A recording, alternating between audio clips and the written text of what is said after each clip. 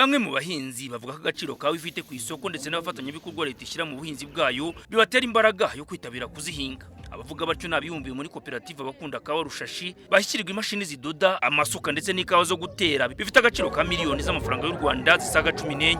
Nk'aba bantu urabona baratuzanira bakaduha ibikoresho bimwe byo mu buhinzi bakadufasha n'uburyo tugomba kuzihinga neza. Bituma dushimiranya kwa Perezida wa Repubulika uburyo abana neza n'ibihugu byo hanze, bigatuma nabo baza ahangaha bakadutera inkunga kugira ngo natwe dukomeze twifashe ndetse dufasha n'igihugu cyacu kugira ngo gikomeze gitere imbere. Ndumva rero twashimira leta y'Ubushinwa uburyo yadutekereje ikadutera inkunga nk'iyi ngiyi ituma natwe tugira umwete wo gukorera kawa kugira ngo twiteze imbere, duteze imbere n'igihugu cyacu. Birarenze, tubonye amasuka, tubonye imashini, dushaka ifumbire ya kawa yere neza, imeze neza kugira ngo umusaruro wacu guzamuke gujye no mu mahanga. Abahinzi bavuga ko mu cyerekezo u Rwanda ruganamo biteguye guhinga kawa ku bwinshi kandi bita no ku bwiza bwayo kuko isoko rihari. Narushishikariza gukura amaboko mu mufuka bagahinga ikawa kuko iyo uhinze ikawa na amafaranga ubuhinze, ikawa ijyana ku isoko ikaguha amafaranga nawe ukiteza imbere.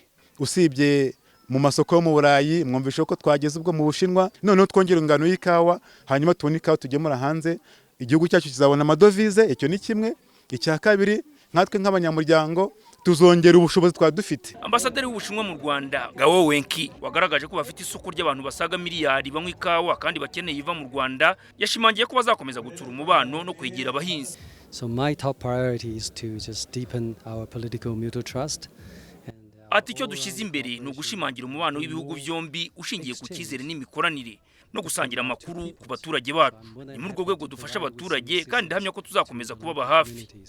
I will assure you I will definitely continue our efforts in helping the local communities. Umuyobozi w'akarere ka Gakenke Mukandesenga Vestine avuga ko abahinzi bakawa bashishikarizwa kuyihinga ku bwinshi kuko hari isoko ryagutse, ariko akabishishikariza cyane urubyiruko. Abaturage bose bahinga ikawa bagakenke bashyiremo imbaraga tuyitera ari nyinshi, ariko kandi twifuza ko n'urubyiruko rubijyamo kuko abenshi bari guhinga ikawa cyangwa se basanzwe bayihinga bafite na za kawa zishaje, nabo ni bakuru. Bashobora no kuba bahinga ikawa ari n'abacuruzi bakora n'ibindi. Rero urubyiruko babikunde kuko ubundi hari amafaranga urubyiruko narwo rugomba kuhaba. Koperative Bakunda Kawa igizwe n'abanyamuryango 2200 bahinga mu misozi y'imirenge ya Rushashi, Coko, Minazi, Gakenke na Gashenyi. Ni mu gihe muri Gakenke hari abahinzi basaga 7000 bayihinga mu mirenge yako yose uko ari 19. Tuyishime Jadofis mu karere ka Gakenke.